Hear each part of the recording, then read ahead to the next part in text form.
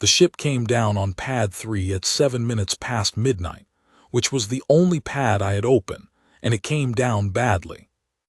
I heard it from inside the depot, a sound like a bag of loose gravel being dragged across sheet metal, which meant the port stabilizer strut was either bent or the coupling housing had cracked loose and was grinding against the frame on touchdown. I set down my tea, pulled on my jacket, and went out to look at it, because that is the kind of thing you go look at even at 7 minutes past midnight when you have been awake since before dawn and your back has decided to make its opinion about that known. The ship was a Velkeren courier, mid-class, maybe 12 years old. The hull was in better condition than the landing had suggested. The gravel sound was the coupling housing, just as I'd thought, cracked at the secondary collar and walking in its mount on touchdown. The port thruster housing showed heat stress around the injector seal, which told me the injector had been running hot and the seal had begun to go, and someone had flown it hard anyway. There was fuel vapor coming off the port undercarriage in a thin wisp that I did not like at all. Not actively venting, but close enough to it that I walked the perimeter twice before I was comfortable and made a note of where the fire suppression coupling was on the pad junction box, just in case. I was on my second circuit when the boarding ramp came down. 2 of them. Velkeren, I'd worked on Velkeren vessels before, knew the general shape of the species. Pale ash-copper skin, copper-threaded dark hair, silver eyes that caught even the dim pad lights and held them. These 2 were clearly related. The taller one wore her hair pinned formally under a traveling clasp, and she moved like someone who was accustomed to rooms adjusting themselves around her. The shorter one wore her hair loose, and had a look on her face that I recognized as the expression of a person who has been cooped up in a 12-year-old courier, with a cracked coupling housing for longer than is comfortable. The tall one looked at me, and then at the depot, and then at the moon's dark skyline, as if she was measuring the distance to the nearest alternative and finding it unsatisfying. "You operate this facility," she said. It was not a question. "I do," I said. "We require a Tier 1 mechanical assessment. Our vessel has sustained transit damage. We have been attempting self-repair for 3 days and the fault has not resolved." 3 days. So they'd been stranded somewhere between here and wherever they'd come from for 3 days, nursed a compromised ship to the nearest functional way station, and set it down on my pad at 7 minutes past midnight. I looked at the fuel vapor wisping off the undercarriage again. "What's your injector pressure reading?" I asked. The tall one paused. "Fort Wentty. It should be 380. "We are aware. You've been flying it at Fort Wentty for 3 days. "We have been managing." I looked at the fuel vapor. I looked at the cracked coupling housing, which was still settling and making small sounds as it cooled. I looked at the injector seal stress marks on the port thruster housing. "All right," I said, "I'll get my kit." "We will require a timeline and a cost estimate before you proceed," the tall one said. "Sure," I said. "First I need to stop the fuel vapor before this becomes a different kind of problem." She looked at the undercarriage. I could see her processing that, the specific recalibration of a person who has been managing a problem for 3 days and has grown accustomed to the level of risk it represents, now being shown that the level of risk has been quietly increasing without being announced about it. "How long will that take?" she asked. "As long as it takes," I said, which is not a satisfying answer but is usually the accurate one, and I find that accuracy tends to serve better than satisfying timelines that turn out to be wrong. I went and got my kit. Her name was Sarath, the shorter one was Vithai. I learned this from the depot registry form that I asked them to fill out while I worked the undercarriage seal, not because I needed it for the repair, but because I'd been doing this long enough to know that passengers who are not occupied with paperwork tend to position themselves directly beside whatever you're working on and ask questions, and I find questions harder to manage than the repair itself. Particularly when the questions involve things like, What is that tool for? And is that meant to look like that?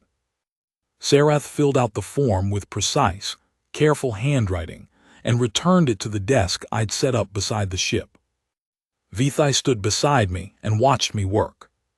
"You are assessing the injector seal fault," she said, after approximately 90 seconds of silence, which is the amount of silence that a person who wants to be helpful but is uncertain whether asking questions is welcome can usually manage before the uncertainty resolves itself.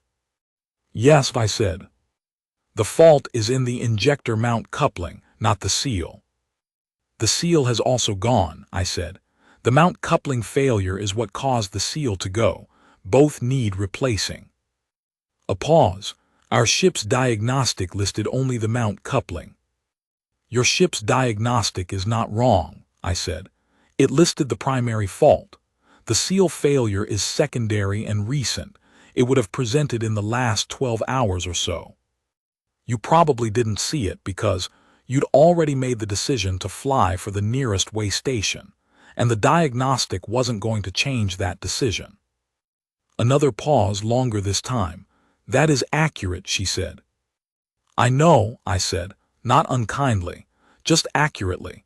She'd been managing this problem for 3 days. She didn't need me to imply she'd missed something. She'd managed it well enough to get here, which was the relevant point. "How did you identify the seal fault before running a diagnostic?" she asked. "The heat stress pattern on the thruster housing," I said. "The seal was starting to go, so the injector was running hot, so the housing took the stress. If it was only the mount coupling, the heat distribution would be different." She looked at the housing.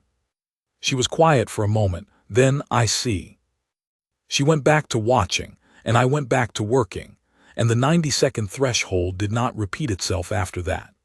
She watched with the focused, contained attention of a person who is genuinely trying to understand what they're seeing, not just filling time, and after a while I found that easy to work alongside. The mount coupling replacement was straightforward enough, though the secondary collar had cracked in a way that had let debris work into the housing, so I had to clean that out before I could seat the new collar properly. This is the kind of thing that adds time to a job, not dramatically, not in a way that changes the whole shape of the evening, but it adds time, and you either clean it out correctly or you don't. And if you don't, then the debris becomes a problem later, at the worst possible moment, which is the moment when you're 3 days from the nearest way station, with an injector pressure running 40 points above nominal. I cleaned it out. I seated the new collar. I verified the fit, backed the collar out, resurfaced the contact face because there was the faintest indication of wear, reseated the collar, verified again. Clean. The seal replacement was more involved. The injector seat itself had microscopic scoring from the sustained pressure, the kind of scoring you get when something runs too hot for too long, and the material starts to give in small, barely visible ways. I needed to resurface the seat before the new seal would hold properly. If I just swapped the seal without resurfacing, the scoring would cause the seal to seat unevenly, and an unevenly seated seal fails earlier than it should, and earlier than it should in this case meant somewhere around 600 hours under hard use, which would put them back here or somewhere like here at a time and place that was entirely unpredictable. I resurfaced the seat. It took longer than just swapping the seal. It added about 40 minutes to the job. But the ship would hold afterward, and that is what matters, and I don't know how to do the shorter version of a job that isn't the right version. Vithai watched me resurface the injector seat. When I was done, she said, "That was not part of the initial assessment." "No," I said. "Why did you do it?" "Because the seal won't hold without it," I said. "You could have replaced the seal without resurfacing, and it would have held for some time." 600 hours maybe, I said, under hard use. Could be more if you're gentle with it, could be less. And after 600 hours, you'd be back where you were tonight, I said, except you might not be 3 hours from a way station when it happened. She was quiet for a moment. Then she said, "I see." The stabilizer strut was a bent coupling rod, which I'd expected from the landing sound. The fracture was at the anchor point, stress fracture, probably a hard landing somewhere in the previous few months, the kind of thing that would have seemed minor at the time. A bit of roughness on touchdown, nothing alarming, but which had been slowly weakening the anchor with every subsequent landing and departure until the strut had started walking in its mount. It was the sort of thing that a routine service inspection would have caught on visual assessment and thermal imaging both. It was also the sort of thing that would not tell you it was getting worse until the moment it got worse in a way that you noticed, usually from the sound on landing. I straightened the rod as much as I could, not perfectly. There was a slight set to it that I couldn't fully remove without replacing the rod, and I didn't have that rod in stock. I'd need to order it, or they'd need to get it elsewhere, and replace the anchor fitting with a new one. Then I checked the companion strut, because a strut failure on one side loads the companion, and the companion had taken that load over the same period, and I found what I'd expected to find. The companion's anchor fitting had stress on it too, not cracked, but not healthy either. I replaced the companion anchor fitting while I was at it. It was a small job on its own. It would have been a larger problem later.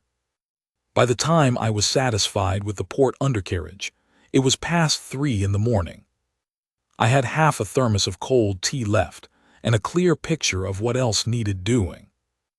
Vithai had gone inside around 2. Sareth had stayed at the desk, working on something on a small tablet, and had not said anything else to me for the duration, which I respected. There is a kind of discipline in staying out of someone's way when they're working that not everyone has, and she had it. I started on the thruster housing. The injector seal replacement, now that the seat was resurfaced and clean, went in smoothly. The heat stress on the housing had not compromised the housing itself. Velcorin build quality on courier-class vessels is generally good. The alloy they use for the housing is resistant to the kind of thermal cycling that a compromised injector seal produces. So I cleaned the housing, checked the mounting points for secondary stress, verified the thermal sensor readings, and calibrated the injector against the spec sheet I kept on file. The calibration had drifted to 418. I adjusted it to 378, 2 below nominal, because a new seal seats slightly tighter for the first 200 hours of operation and produces slightly higher back pressure as a result. And it is easier to anticipate that and compensate for it now, while the ship is on a pad with someone who has a calibration rig available, than to find the pressure creeping back toward Fort Wentty during break-in and have no way to address it until the next service stop. Sareth looked up from her tablet when I came to tell her. "The thruster is done," I said. "Injectors calibrated at 378. It'll run up to nominal over the first 200 hours as the seal breaks in. Don't let it run above 400 in the meantime." She looked at me for a moment, not at the ship. At me. "You resurfaced the injector seat," she said. "Yes." "That was not part of the assessment we requested." "No," I said. "It needed doing, so I did it." "You also replaced the companion strut anchor fitting." The companion had taken load from the primary strut failure. It needed replacing. We requested an assessment and repair of the primary fault. "I know," I said. "The secondary faults were part of the picture. I listed them on the work order." She looked at the work order on the desk beside her. She had not read it yet. She was looking at it now for the first time. I watched her read it. Her expression was controlled and precise, but there was something working behind it that was harder to read. "You have not charged for the additional labor," she said. "The resurfacing is part of the seal replacement," I said. "The companion fitting I included at parts cost. No separate labor charge." She looked at the work order for a moment longer. Then she looked up. "What else remains?" she said. "I want to check the fuel line routing before I clear you," I said. The vapor earlier tells me there may be a microfracture in the secondary fuel line. If there is, I'd rather find it now than have it become a problem in transit. She set down her tablet. It is 3:17 in the morning. Yes, I said. You have been working for approximately 3 hours and 15 minutes without stopping. The fuel vapor concerned me, I said. I didn't want to stop until the thruster and coupling were sound. Now that those are done, I can check the fuel line with less urgency, but I'd still rather check it tonight than send you off without knowing. She looked at me. The thing working behind her expression settled into something quieter and more direct. Very well, she said. I will inform my sister. There was a microfracture in the secondary fuel line. Of course there was. I found it at 4:40 in the morning, running a pressure test on the fuel routing with a rig I'd built myself 3 years ago because the commercial version costs 4 times as much and is calibrated for a narrower range of applications. I built mine for deep field waystation work, which means it handles a wider range of coupling types and is better at finding the small faults that the commercial rig's sensitivity threshold misses. The fracture was in the third coupling from the port injector, small enough that it hadn't been venting at rest, large enough that under flight pressure it had been leaking fuel vapor into the undercarriage space. That was the vapor I'd seen on arrival. The coupling had probably been weakening for a while, stressed by the same flight conditions that had pushed the injector to Fort Wentty and loaded the stabilizer strut. I replaced the fuel line coupling. It took 20 minutes and was, of the night's work, the most straightforward job. I ran the pressure test again. The routing held clean across the full range. I tested twice more at different pressure intervals, because I prefer to be sure rather than to be fast, and then I was sure. I stood up. My back offered its comprehensive assessment of the previous 5 hours in a way that I acknowledged and then set aside, because there was nothing useful to be done about it in the moment and plenty to be done about it later, specifically by sitting in a chair. Vithai was standing at the top of the boarding ramp. She came down when I straightened, and she was holding 2 cups. It was tea. Velkaren, a dark, slightly astringent variety I didn't know the name of but which tasted like something you'd drink if you needed to be awake and didn't want to apologize about it. Strong without being bitter, the kind of thing you develop a taste for. You found the fuel line fault, she said. Yes, I said. You weren't asked to check the fuel line. No, but the vapor suggested it, so I checked. She looked at the repair rig I was packing up. It is not a pretty piece of equipment. I built it for function, not appearance, and it looks like it was built for function rather than appearance. You built that yourself. Commercial version is overpriced and calibrated too narrow, I said. She made a sound that was not quite a laugh but was in the same neighborhood as one. How long have you operated this depot? 9 years, I said. Alone? Mostly. I have a parts sourcing arrangement with a depot 2 moons over. Between us, we can handle most of what comes through. She was quiet for a moment. The night was quiet too. The moon doesn't have much weather to speak of, just a long still dark that smells of dust and ozone from the landing pad lighting array. I drank my tea. The pad lanterns hummed. The ship should have had a service inspection 8 months ago, Vithai said. We deferred it. I figured something like that, I said. The stabilizer strut failure was gradual. A routine inspection would have caught it well before it became a handling problem. Yes, she looked at the ship. We deferred it because there were other priorities. I did not ask what the other priorities were, not my business. The priorities had resulted in a cracked coupling housing and a secondary fuel line fracture, and an injector running 40 points above nominal. And now those things were fixed, and whatever the priorities had been, they remained the crew's to deal with. The tea is good, I said. Thank you.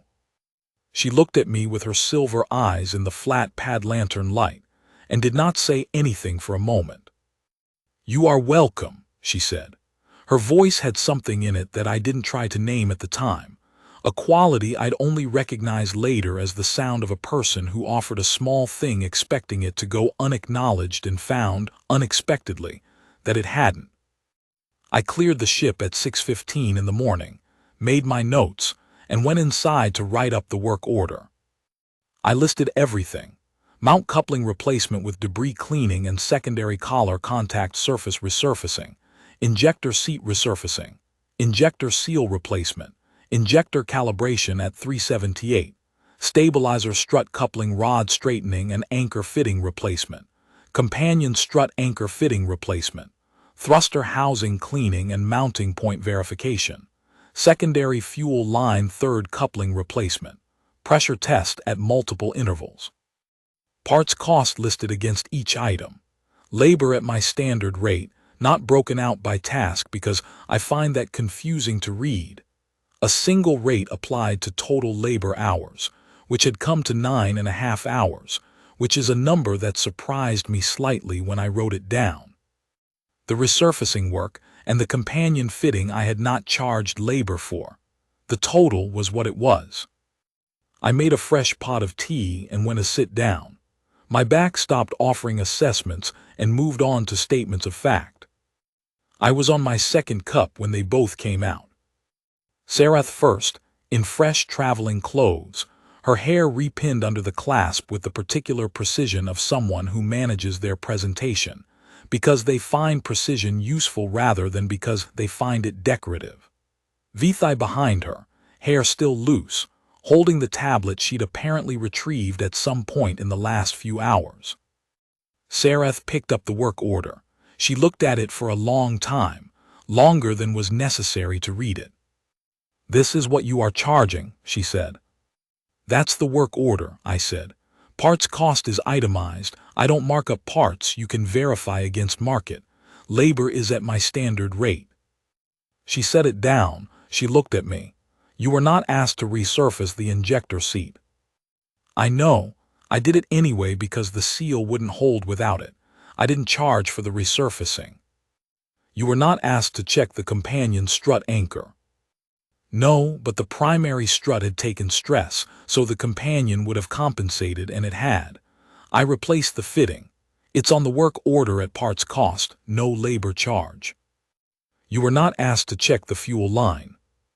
"The vapor suggested it," I said. "I would have felt irresponsible sending you off without verifying the routing." She looked at me for a moment, then she looked at Vithai. What passed between them then was the compressed language of two people who have known each other their entire lives and can conduct significant communication with very little of it visible to anyone else. I caught the surface shape of it, something being acknowledged, something being decided, and not much more than that. Then Vithai said, very precisely, and to no one in particular and both of us at once, "Article 41. Sarath said nothing for a moment. Then she said, equally precisely, "I was about to say that." "I said it first." "You said it first by approximately 2 seconds, Vithai." "Which means I said it first." "It does not follow that saying it first confers any particular precedence in the matter." "It absolutely follows. It is, in fact, the only logical reading of the sequence of events." I looked at them both. I looked at my tea. I looked at them both again. "What is Article 41? I asked. They both turned to look at me. There was a quality in the way they did it that suggested they had, until this moment, been conducting the conversation primarily for each other's benefit, and had briefly forgotten that I was also in the room and capable of participating. Sarath said, "Article 41 of the Velcoren Compact of Wandering Houses is an ancient hospitality provision, predating the current compact structure by approximately 400 years, which has not been formally invoked in the Velcoren record in 117 years. "What does it do?" I asked. They exchanged a look. Vithai said, "It establishes that any individual who performs unrequested skilled labor that materially preserves a stranded Velcoren vessel, and the lives of those aboard, without prior contract or arrangement, has performed an act of hospitality of the highest order under Velkeren House law. I thought about that. I had a contract, I said. You filled out the registry form.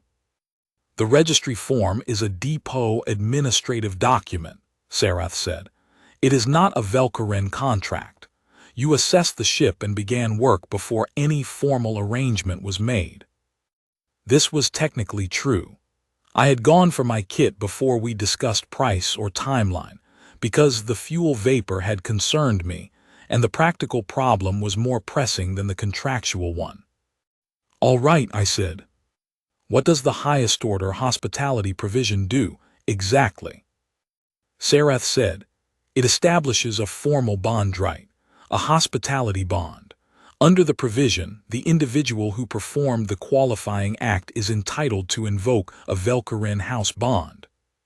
What kind of bond? I asked. Vithai said, with the brisk satisfaction of a person delivering news they've been prepared to deliver for some time.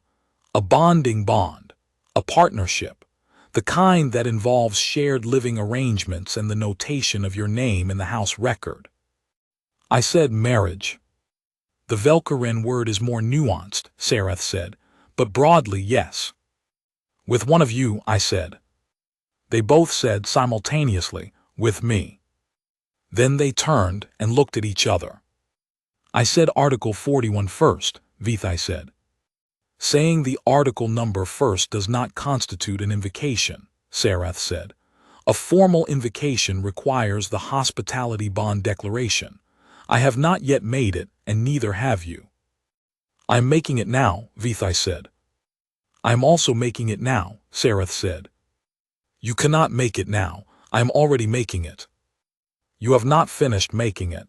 You stated the intention. I am also stating the intention. Stating the intention is the first component of the formal invocation. The formal invocation has 3 components. Stating the intention is the first. I am also stating mine. Simultaneously. Simultaneous invocation is not addressed in the provision. The provision does not prohibit simultaneous invocation. The provision does not contemplate simultaneous invocation. Then the provision is silent on the matter, which defaults to permissibility under standard Velkeren interpretive doctrine. I refilled my tea. They continued. At one point Vithai said, the interpretive framework of the current compact was established in the 3rd consolidation period and applies to all carried forward provisions uniformly. Sarath said, the 3rd consolidation period explicitly excluded provisions predating the 1st consolidation period from its uniform interpretive framework. That exclusion is in the consolidation charter. The exclusion applies to provisions that were not ratified in the transition, Vithai said. Article 41 was ratified. Its ratification carried the text forward, not the interpretive framework. Ratification without an interpretive framework defaults to the ratifying period's framework. The ratifying period was the 2nd consolidation, not the 3rd. The 3rd consolidation subsumed the 2nd. The 3rd consolidation subsumed the 2nd's governance structure, not its interpretive provisions. That is a distinction without historical basis. It is a distinction with extensive historical basis. The basis is the consolidation charter. The consolidation charter is ambiguous on this point. The consolidation charter is clear. You are reading it as ambiguous because ambiguity supports your position. I am reading it as ambiguous because it is ambiguous. You are reading it as clear because clarity supports yours. I got a second cup. I am not going to reproduce the full argument here, partly because it was extensive and partly because I only followed about 60% of it, the portion conducted in standard trade common. Some of it shifted into Velkeren primary register, which I don't speak, and some of it shifted into what I gradually understood was a secondary dialect, that appeared to be the particular specialized vocabulary of two people who have been arguing with each other since early childhood and have refined their positions over several decades to a degree that made them extremely efficient at covering ground quickly and not resolving anything. What I understood, both of them believed they had a legitimate claim to invoke the Article 41 hospitality bond right. Sarath's position was that precedence should derive from seniority. She was elder by. She informed me when I asked, 14 minutes. Vithai's position was that precedence should derive from temporal priority of invocation, and that she had invoked first. Sarath's counterposition was that temporal priority of invocation required a completed invocation, not a stated intention, that both invocations remained incomplete, and that with no completed priority established, seniority should govern. Vithai's counterposition was that seniority was an arbitrary criterion with no textual basis in the provision. Sarath said the provision predated current textual standards and should be interpreted in light of traditional Velker-Wren House precedent, under which seniority governed competing claims by House members.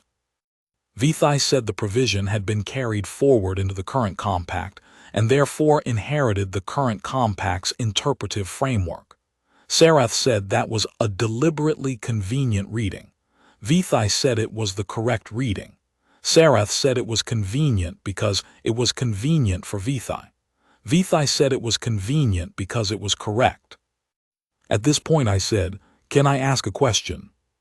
They stopped. They both looked at me. "Does anyone have to invoke this?" I asked. "Is it mandatory or is it a right that has to be claimed?" Sarath said, "It is a right. It may be claimed by either the party who performed the labor or by a member of the Velker-Wren House whose vessel was preserved. In the latter case, the performing party may accept or decline." "So I can decline," I said. A pause. They looked at each other, then back at me. "You can decline," Vithai said. "But you would not decline," Sarath said. It was not precisely a question. It had the quality of a statement someone makes when they are not certain of it but need to say it aloud to hear how it sounds. I thought about that for a moment, longer than strictly necessary perhaps, but the question deserved the consideration. I had been working in this depot for 9 years. 9 years on a dust shelf moon, where the longest conversations I had most weeks were with the part sourcing AI at the depot 2 moons over, and the most complex social situation I navigated was when 2 freight haulers wanted the same pad on the same shift. I had not, in that time, had particular reason to consider the question of Velker-Wren House bonds, ancient compact provisions, or the domestic arrangements that might follow from resurfacing an injector seat at 4:30 in the morning. I had repaired the ship because the ship needed repairing. I had resurfaced the injector seat because the seal wouldn't hold otherwise. I had checked the companion strut because the primary strut had taken stress, and the companion would have too. I had checked the fuel line because the vapor had concerned me. Every step had followed from the previous one the way it always does when you're doing the work correctly. One thing leads to the next because the next thing is there and needs doing. I don't know how to do the wrong version of a job on purpose. It has never felt like a choice. But I was looking at 2 people who had brought me tea at 4:30 in the morning, and who had argued, with great precision and genuine engagement, about a 400-year-old compact provision, and who were now both watching me with the particular focused attention of people who had decided that what happened next mattered significantly, and were not going to miss whatever it was. I looked at them both. Sarath, precise, formal, controlled, and currently running beneath the control, something that looked very much like someone who had calculated that she was in danger of not getting something she wanted, and was not accustomed to that situation. Silver, eyes steady on me. 14 minutes the elder.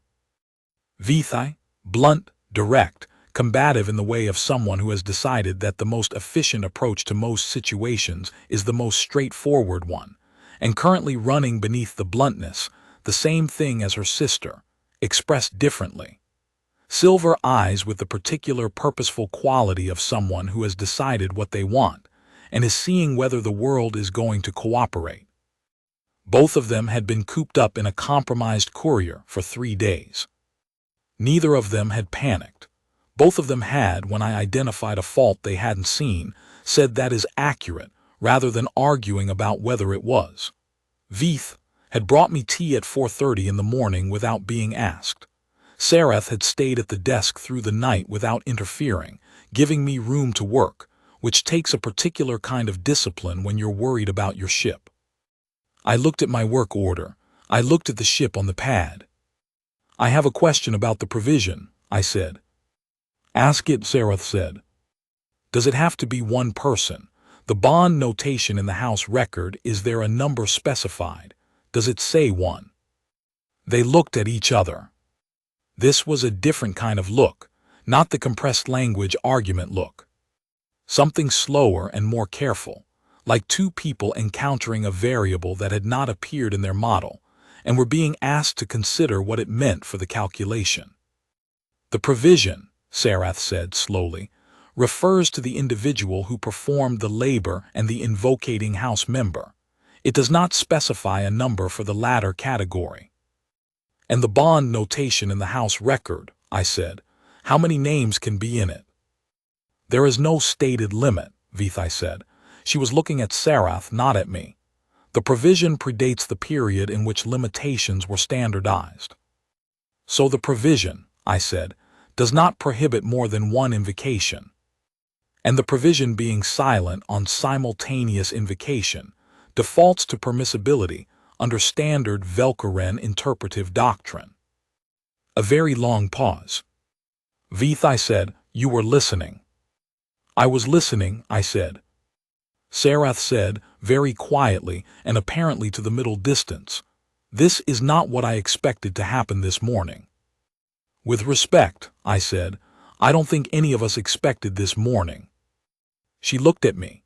Something moved in her silver eyes that was not quite a smile, but was in the same structural family as one, the kind of thing that lives behind a controlled expression and chooses, cautiously, to let itself be visible. No, she said. We did not. The compact bonding notation system has a cross-species joint notation provision, created roughly 200 years ago during a period of significant interspecies expansion, used infrequently since but fully functional. I know this because I spent the next 40 minutes on the compact registry system, while Sarath and Veith went back to the ship to have an argument about the Velkeren textual tradition that I neither needed to attend nor was equipped to contribute to productively. The notation is called a joint companion designation. It allows the recording of a formal mutual acknowledgement between an individual and two or more parties simultaneously, with the consent of all parties, under a governing compact provision that supports simultaneous invocation. Article 41, I found, does support simultaneous invocation, not explicitly, but under the interpretive doctrine that Veith had cited correctly. I noted this with the particular satisfaction of a person who has verified something they had only inferred. I filed the notation. My name, my registration number, my depot, the vessel preserved, mid-class Velkeren courier, the registration number from the form, the qualifying labor, itemized with reference to the work order. The invocating parties, Sarath Velkeren, elder of her house line, and Veith Velkeren, second of her house line, invoking jointly under Article 41 of the Velkeren Compact of Wandering Houses, simultaneous invocation permitted under Velkeren interpretive doctrine as applied to the current compact. The system flagged it. I had expected this. A compact administrative officer appeared on the screen and informed me that the notation contained several elements requiring verification, specifically the invocation of a member compact article not formally invoked in 117 years, and that she would need to confirm consent from all parties directly. There on the ship on my pad, I said, I'll go get them. I knocked on the hull. The ramp came down. Vithai appeared at the top and behind her Sareth. "There's an administrative officer who needs to verify your consent," I said, "for the notation." Vithai came down the ramp. She looked at me with her silver eyes and her loose dark hair, and the expression of someone who has spent the last hour in a textual tradition argument, and has arrived somewhere she did not entirely anticipate but finds, on consideration, she does not object to.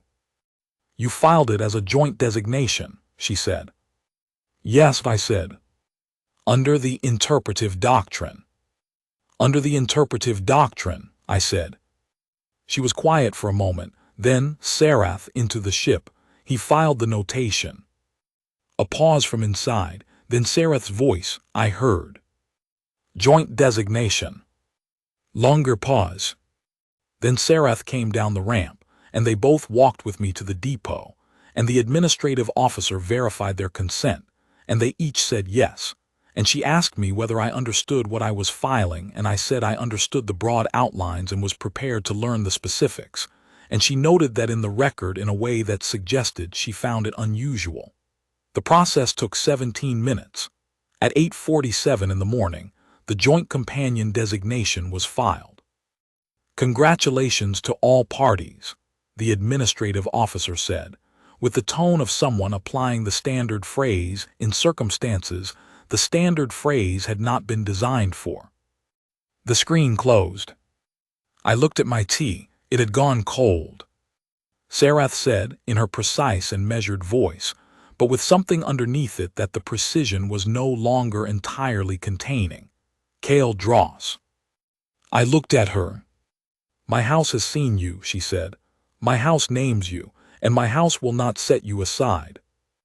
The Velkaren First Form Acknowledged Presence Address. I had looked it up on the compact registry while navigating the notation process. I understood it then as a formal legal phrase with a specific function in the house bond record. Hearing it said to me, in the flat morning light of my depot, with Sarath's silver eyes steady and the weight of a night's work, and a cracked coupling housing, and a microfracture in a secondary fuel line somewhere behind it, that was different from understanding it abstractly. A different kind of knowing. I was still sitting with that when Vithai said, "My house has seen you, my house names you, and my house will not set you aside." Said loudly, pointedly loudly, with the deliberate emphasis of someone making a point about something. Sarath looked at Vithai. Vithai looked at Sarath. I said it simultaneously, Vithai said. There was an interval, Sarath said, measurable, perceptible. The interval was not significant. Significance is a separate question from perceptibility. I am establishing that the invocations were contemporaneous in spirit and intent.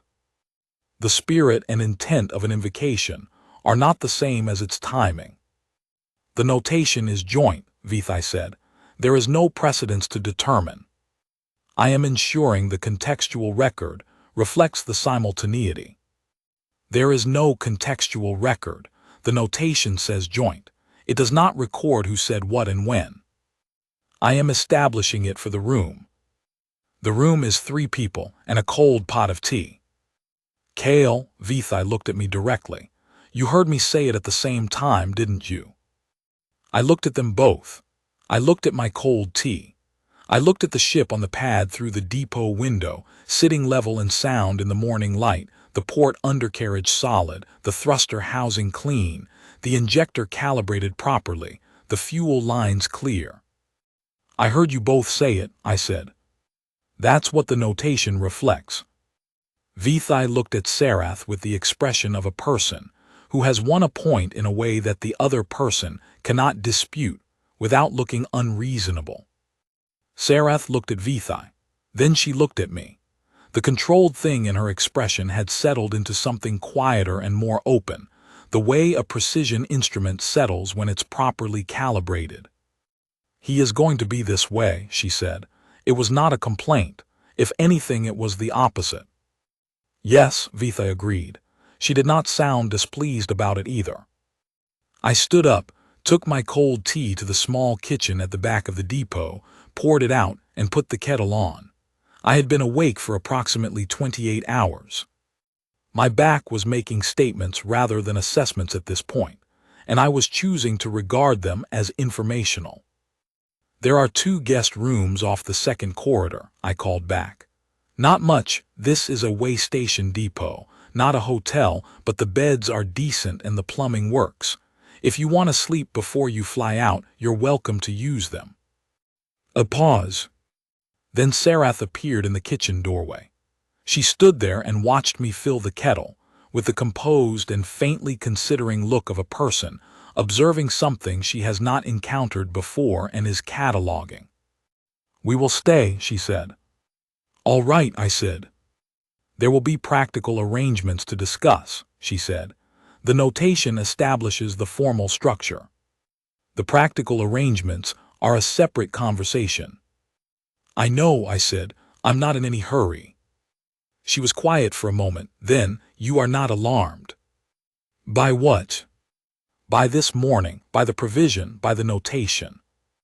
I thought about how to answer that honestly. "I spent 9 hours fixing a ship that needed fixing," I said. "At the end of it, 2 people said they wanted to continue knowing me in a formal and legally documented way. I don't know exactly what that's going to look like in practice yet, but I don't find the general shape of it alarming." She looked at me.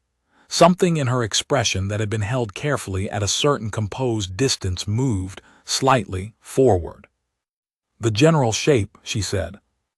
"The specifics," I said, "can be worked out. That's what conversations are for." "You are a practical person," she said. "I fix things for a living," I said.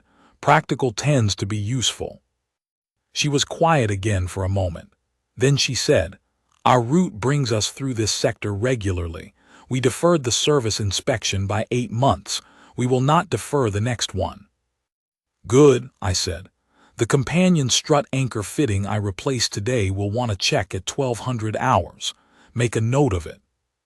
She looked at me with something that was now openly in the family of a smile, though it wore the same careful precision as everything else about her. The same quality of attention that had kept her at that desk through the night. "You are already planning the next service," she said. "The fitting is new and the rod still has a slight set to it," I said. 1200 hours is when I'd want to check it. That's going to be about 6 months, give or take. Might as well know it's coming." "6 months," she said. There was something in the way she said it, not the word itself but the weight she placed on it.